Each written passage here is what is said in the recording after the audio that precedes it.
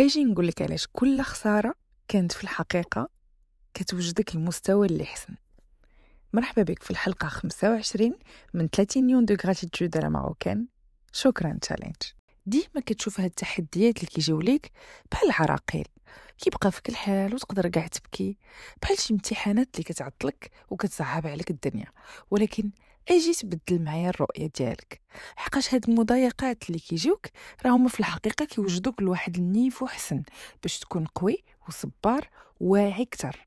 الا جاك شي روجي رفض، هذا توجيه باش تلقى شي حاجة خير وحسن.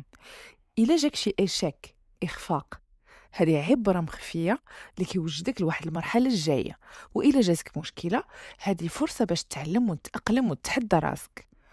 الحقيقة هي أن هاد الابتلاءات اللي كيجوك كيعلموك الصبر والتوازن باش تكون فريمون قادر توقف من الأول. كيحطوك في واحد المواقف اللي خاصك تقلبها لمصلحتك نتايا، حقاش الحياة ما كتعطيكش مشاكل هكاك، ما كتعطيكش اختبارات بلا سبب، كتعطيك فرصة باش تولي حسن.